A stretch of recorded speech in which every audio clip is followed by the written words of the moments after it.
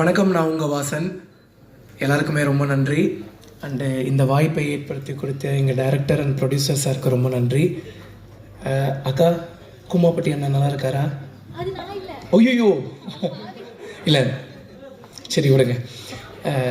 Already நர்வஸாக தான் இருக்கேன். இதில் இங்கே ஒரு பல்ப் வாங்கினதில் இன்னும் ரொம்ப நர்வஸ் ஆகிட்டேன். ஐபிஎல் இந்தியன் பின்னல்லா, ஸோ நன்றி. அப்போ அது நீங்கள் இல்லையா?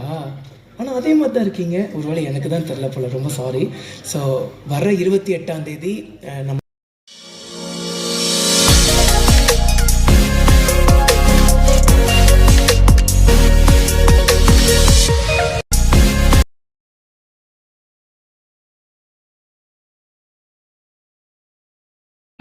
அண்ட் இங்கேயுமே இவர் வந்து எப்போ பேச போறாருன்னு வெயிட்டிங். ஸோ நம்ம ஹீரோ ரேசிங் ஸ்டார் டிடிஎஃப் வாசனை வந்து கூப்பிடலாம்.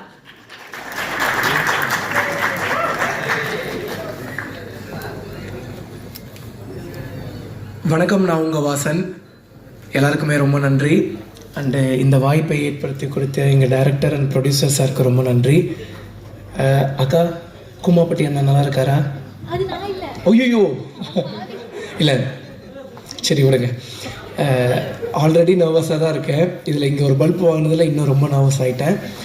ஐபிஎல் இந்தியன் பின்னல்லா, ஸோ இந்த படம் வரக்கூடிய 28ஆம் தேதி ரிலீஸ் ஆக போகுது தியேட்டரில். எல்லோரும் மறக்காமல் உங்கள் குடும்பத்தோட, ஃப்ரெண்ட்ஸ் அண்ட் ஃபேமிலியோடு போய் பாருங்கள்.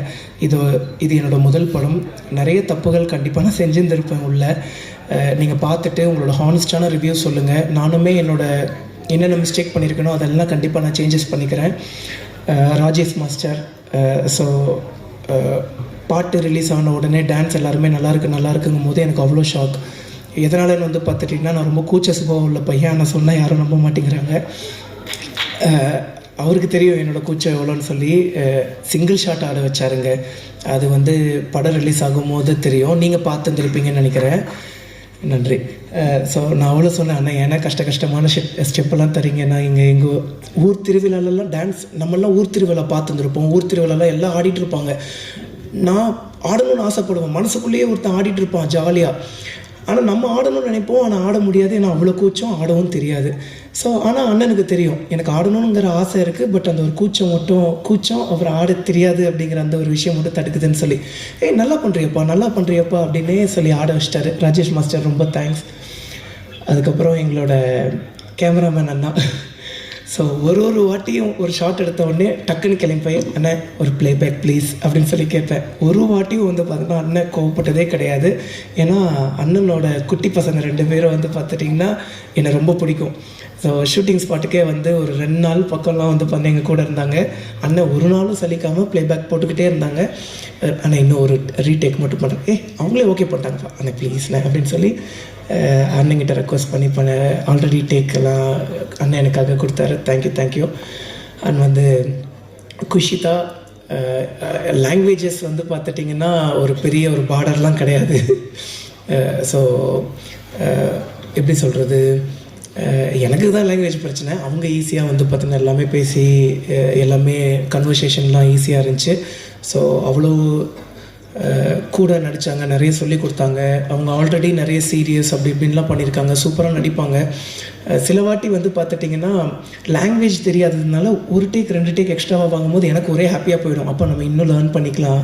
அந்த நர்வஸ்னஸ் நமக்கு கொஞ்சம் கொஞ்சமாக கம்மியாகிட்டு இருக்கோம். அதுக்கப்புறம் வந்து பார்த்தீங்கன்னா நம்மளும் ஈஸியாக பண்ணிட முடிஞ்சுது. குஷிதா ரொம்ப தேங்க்ஸ். அண்ட் அந்த கிஸ்ஸிங் சீன்லாம் வந்து பார்த்திங்கன்னா நான் உங்ககிட்ட கேட்டேன், நீங்கள் கம்ஃபர்டபுளாக இருக்கீங்களான்னு. கம்ஃபர்டபுள் தான், ஆனால் கிஸ்ஸுக்கெல்லாம் நோ அப்படின்னு தான் சொன்னாங்க. அது கிஸ் எல்லாம் சும்மா சீட் பண்ணி எடுத்துக்கிட்டது தான். அதுக்கப்புறம் எங்கள் டைரக்டர் சார் கருணாநிதி சார், ரொம்ப நன்றி என்னை செலக்ட் பண்ணதுக்கு. பாலு சாருக்கு அண்ட் எங்களோட கோ டைரக்டர் சார்ஸ் எல்லாருக்குமே வந்து பண்ணால் ரொம்ப நன்றி. கோ டைரக்டர் சார்ஸ் தான் சஜஸ்ட் பண்ணாங்க என்ன.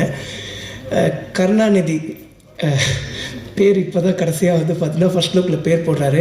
ஃபஸ்ட்டு பேர் வந்து பார்த்திங்கன்னா எங்கிட்ட இன்ட்ரோ ஆகும்போது கர்ணன், அப்புறம் வந்து கருணாகரன், அப்புறம் கடைசியாக வந்து பார்த்தீங்கன்னா கருணாநிதி. எனக்கு கான்ட்ரவர்சிஸ் எதுவும் வந்துடக்கூடாதுன்னு சொல்லி அண்ணன் வந்து கர்ணன்னு சொல்லி ஃபஸ்ட்டு பேர் வச்சுருந்தாங்க. அதுக்கப்புறம் இதுதான் நம்மளோட பேர், நம்ம ஏன் மற்றவங்களுக்காக மாற்றிக்கணும், எது வந்தாலும் பார்த்துக்கலாம் அப்படின்னு சொல்லி அண்ணன் வந்து துணிச்சலாக வந்து பார்த்தீங்கன்னா கருணாநிதின்னு சொல்லி வச்சுருந்தார்.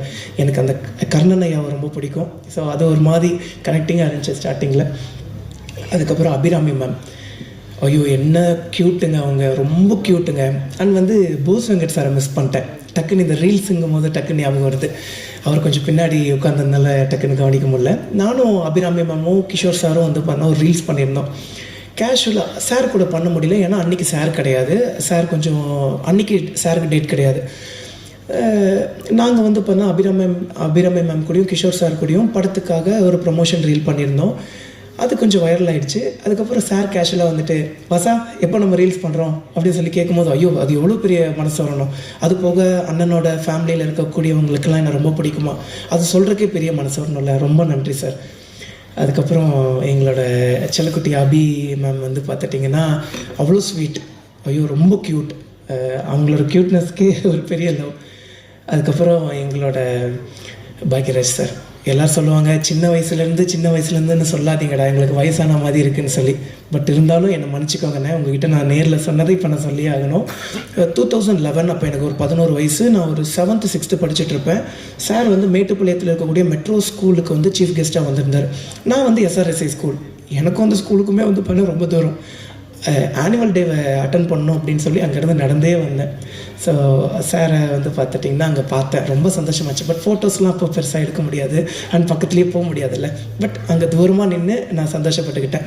சார்கிட்ட கேட்டேன், சார் உங்களுக்கு ஞாபகம் இருக்கா அப்படின்னு சொல்லி. மெட்ரோ ஸ்கூல் என்னோடய ரிலேட்டிவ் ஓகேண்ணே. பட் இப்படி நம்மளை பார்த்துருந்துருக்க மாட்டாங்க, பார்த்துருந்தாலும் ஞாபகம் இருக்காது இல்லைங்க. ஒரு நாளைக்கே வந்து பார்த்தா 200 300 500 பேர் பார்ப்பாங்க. அப்படி இருக்கும்போது ஞாபகம் வச்சுக்க முடியாது. சாரோட மூவிஸ்லாம் ரொம்ப பிடிக்கும். Love you so much sir. And எங்கள் ப்ரொடியூசர்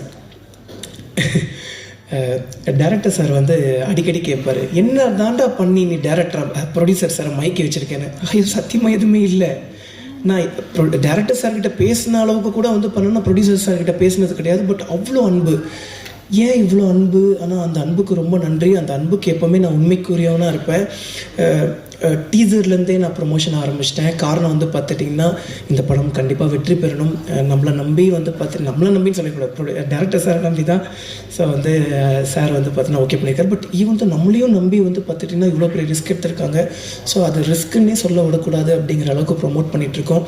மீடியா நண்பர்களான நீங்களும் இங்கே இருக்கக்கூடிய எல்லாருமே உங்களோட சப்போர்ட்டை கொடுங்க. ஸோ எல்லாருக்கும் ரொம்ப நன்றி. கிஷோர் சார் என்னங்க நடிப்பு, அடா. ஆக்சுவலிங்க நான் வந்து நிறைய லேர்ன் பண்ணுவேன். ஏன்னா இதுதானங்க நம்ம ஃபஸ்ட்டு மூவி. நிறைய நர்வஸ்னஸ் இருந்தாலும் நிறைய லேர்ன் பண்ணுவேன்னா அந்த மாதிரி வந்து பண்ணால் நிறைய ஃபஸ்ட்டு சார் கூட வந்து பார்த்தீங்கன்னா நடிக்கிறோம்.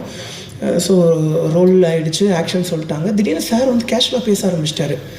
நான் இருந்துட்டு என்னடா திடீர்னு கேஷுவலாக பேச ஆரம்பிச்சிட்டாரு, ஒரு வேலை எதாவது பண்ணிட்டாங்களோ, நம்ம தான் கவனிக்கலையா அப்படின்னு. அதுக்கப்புறம் சார் அப்படின்னு பார்த்தா அதுதான் டைலாக், இவ்வளோ இயல்பாக பேசினார். அதெல்லாம் பயங்கர இன்ஸ்பிரேஷனாக இருந்துச்சு. அதுக்கப்புறம் நன்றி சார்.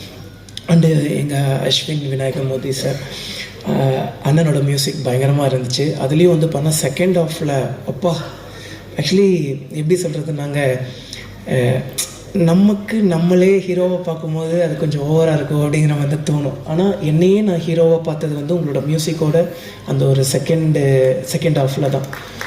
ரொம்ப பயங்கரமாக இருந்துச்சு. ரொம்ப ரொம்ப ரொம்ப நன்றிண்ணே. அண்டு எல்லாருக்குமே ரொம்ப நன்றி. எங்கள் சாருக்கு வந்து பார்த்துட்டிங்கன்னா நாங்கள் நின்று நிறைய பேசிகிட்டு இருந்தோம். எல்லாருக்குமே ரொம்ப நன்றி. அப்போ அது நீங்கள் இல்லையா? ஆனால் அதே மாதிரி தான் இருக்கீங்க. ஒருவேளை எனக்கு தான் தெரில போல, ரொம்ப sorry.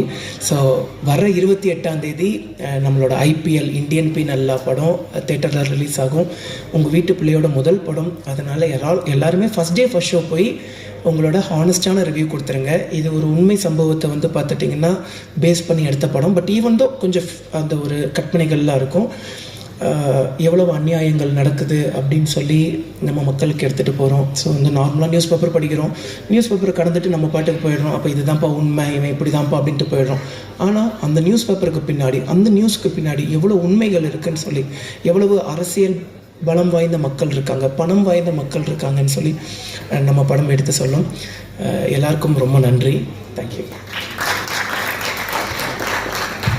Thank you so much TTF Vasan. நல்ல பணிவாக பேசுனீங்க. ட்ரெய்லரில் உங்கள் நடிப்பை பார்த்தோம். கூடிய சீக்கிரம் திரையிலையும்